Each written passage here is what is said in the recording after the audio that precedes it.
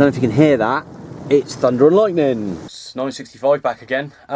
Today's video is really in response to a number of questions I've had over the last month probably. They've all been the same thing.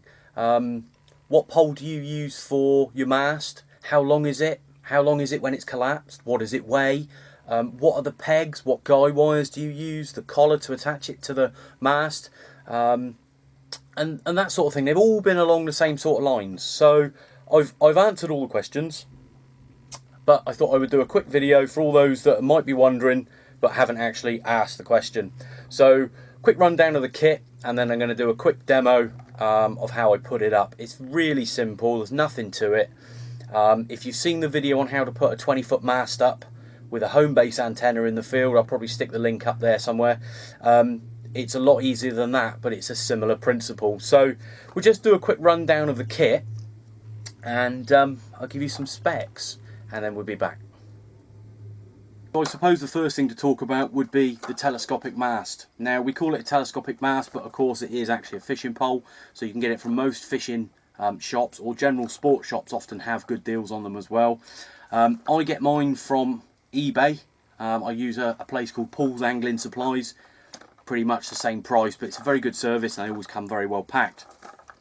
So it is 10 meters, which I think is about 32 something feet, about 32 feet, and it weighs 1.5 kilos. Its collapsed length is 44.5 inches, which I think is about 113 centimeters, something like that. Top cap, I've attached mine to the pole with a piece of paracord, and the only reason is because I keep putting this down and I kept losing it, so it's now attached. And it's as you might expect, a telescopic pole. Seen a lot of use now. I've had this one about 3 years, and it's been out in all weathers. It's been out in 50, 60 mile an hour winds. They do bend. They're designed to bend. If you guide them too high, then they'll just snap because there'll be not enough give. So you'll see that in the demonstration shortly when I show you how I put it up. But that's basically the pole. You can ignore this and ignore this. They don't come with it. They're two collars I've made so that I can clamp it to another pole if I want to. But yeah, 10-meter pole.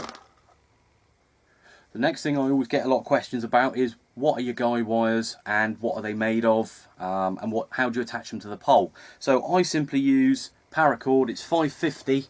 It's green, but it's 550 paracord. There's 3 guy wires here, and it's a simple collar, just turned out of a piece of nylon. This one's actually an old rolling pin, and that slots down over the pole.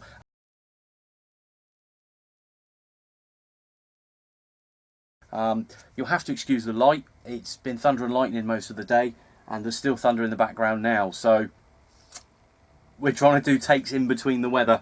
The guy wire, I just tie them into 3 shanks like that, so that when I want to go to the location, I just unwind it and it comes apart tangle free every time. So that's the guy wires. If you want to know how to work out the length of the guy wires, again, you can go to that video there, and I've done a video on how to work it out. It's a bit boring, a bit monotonous, but it's a good way of working it out before you get in the field. You can do all your guy wires ready to go and just go out and stick your pole up. Lastly, we're going to talk about pegs. Now, there's hundreds of different pegs on the market, from little tiny ones to great big massive ones.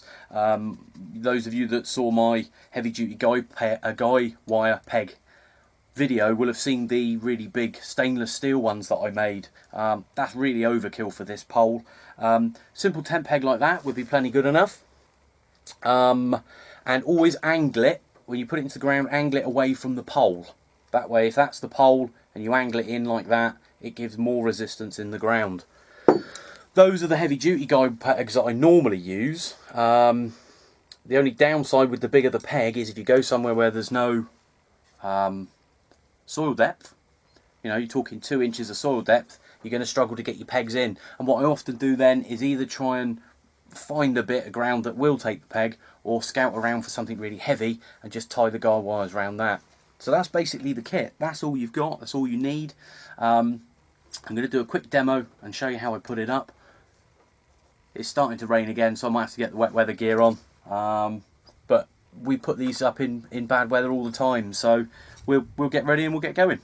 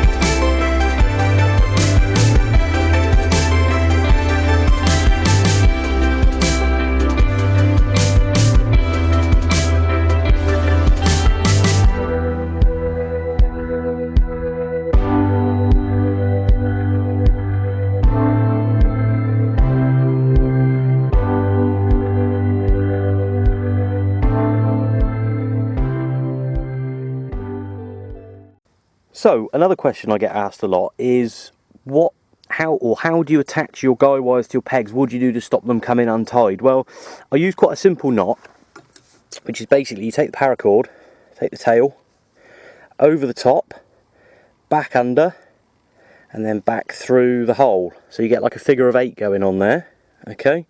And then all you got to do is put your peg through there,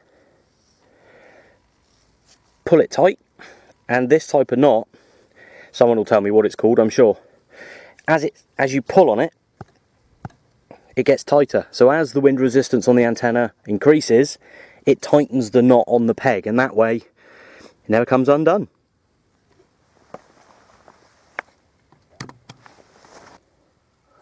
Okay, so the other question, and the final question that I've really got to cover, is how do you stop your guy wires getting all tangled up into a mess and having to spend half an hour when you want to set up untangling them? Well, I tie them all into little shanks. Not when I've packed down, unless it's really nice weather. If it's miserable weather, then they get screwed up and stuffed in the bag and done when I get home and they're dry.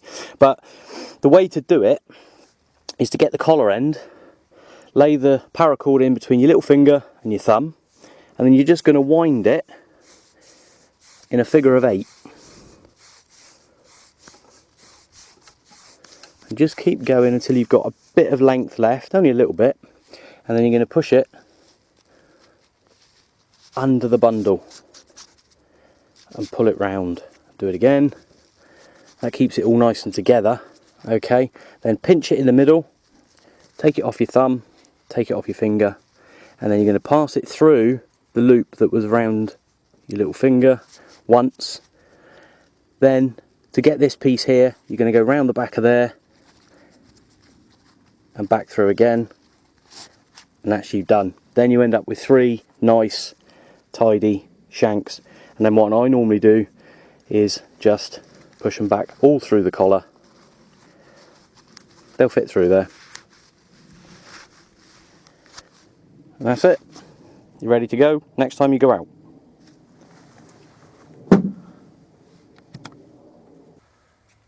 Okay, so that's about it. That's really all there is to it. It's a very simple thing. So it's a very simple video. We've covered the pole, we've covered the wires, we've covered the pegs, we've covered the collar. That's it. Now you should have been able to see when I put the antenna up that the collar wasn't very high up the mast, and the reason for that is to allow most of the mast to bend in the wind. If you guy it quite near the top, or a couple sections, 3 sections down from the top, the wind will hit that top section, and because it's thin, it'll just snap it. So allow the pole to bend. That's what they're designed for. Other thing to note is the sequence in which you put things together. Obviously, if you're going to put an antenna on it, it's peg in the 2 guy wires, extend the pole through the collar, then tape your antenna to the pole, then stand it up, 3rd guy wire. Make sure you do it in that order. You can't put your antenna on the pole before it's gone through the collar, because it won't fit through the collar with the coax on there. So that's about it. I don't think there's anything else. It's been proper chucking it down here. Don't know if you can see that, but I'm well, I'm dry because I had the waterproofs on, but yeah, we've had some proper miserable weather in Wiltshire this week, today. So thunder and lightning most of the day. There's loads of standing water about, so we'll give the wagon a good run back on the way home. Right, as always, any questions or comments, stick them down below, and I'm off for a brew. So I'll see you on the next one. Cheerio.